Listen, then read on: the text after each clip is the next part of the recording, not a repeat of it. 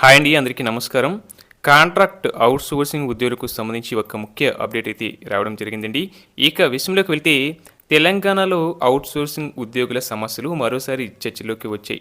BJP MLC Chennamaneni Anji Reddy outsourcing ఉద్యోగుల జీతాల్లో భారీ కోతలు, ఆలస్యాలపై తీవ్ర ఆరోపణలు చేశారు. 21,500 జీతంలో 13,500 మాత్రమే ఉద్యోగులకు అందుతున్నాయని తెలిపారు. దళారీ వ్యవస్థను రద్దు చేసి అవుట్‌సోర్సింగ్ ఉద్యోగులకు ప్రత్యేక కార్పొరేషన్ ఏర్పాటు చేయాలని డిమాండ్ చేశారు. అవుట్‌సోర్సింగ్ ఉద్యోగుల కోసం ఇతర రాష్ట్రాల మాదిరి తెలంగాణలో ప్రత్యేక కార్పొరేషన్ ఏర్పాటు చేసి దళారీ వ్యవస్థను రద్దు చేయాలని BJP MLC Chennamaneni Anji Reddy demand చేశారు. రాబోయే అతి త్వరలోనే కాంట్రాక్టు ఏజెన్సీ వ్యవస్థను రద్దు చేయాలని ఆయన ప్రభుత్వాన్ని కోరారు. అవుట్‌సోర్సింగ్ ఉద్యోగులు కొన్ని సంవత్సరాలుగా ఎదుర్కొంటున్న సమస్యలను చెన్నమనేని అంజిరెడ్డి శాసనమండలిలో ప్రస్తావించారు. ఆ తర్వాత మీడియా పాయింట్లో మాట్లాడుతూ రాష్ట్రంలో 4,91,000 మంది పనిచేస్తున్నారని అన్నారు. ప్రతి ఒక్క ఉద్యోగి ఆధార్ సేకరించి లింకు చేశారని, నకిలీలపై ఎంతవరకు చర్యలు తీసుకున్నారన్నారు.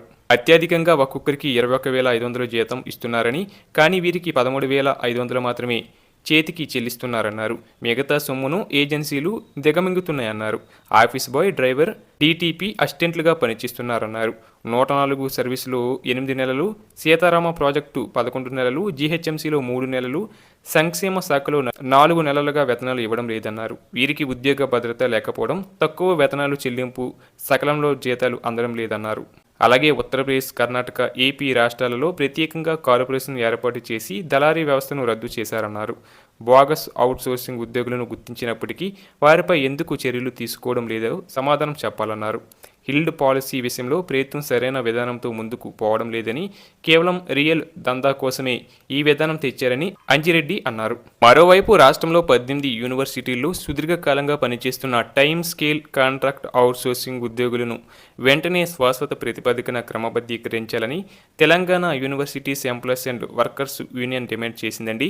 మంగళవారం ఇందిరా పార్క్ ధర్నా చౌక్ వద్ద నిర్వహించిన నిరసనలో యూనియన్ నేతలు జై వెంకటేష్, మెట్టు రవి, పద్మశ్రీ మాట్లాడారు. రాష్ట్ర వ్యాప్తంగా సుమారు 10,000 మంది నాన్ టీచింగ్ సిబ్బంది ఉద్యోగ భద్రత లేక ఇబ్బంది పడుతున్నారన్నారు. ప్రభుత్వాలు మారినా తమ కష్టాలు తీరలేదని, రేవంత్ రెడ్డి ప్రభుత్వం తమను నిరాశకు గురి చేసిందని విమర్శించారు.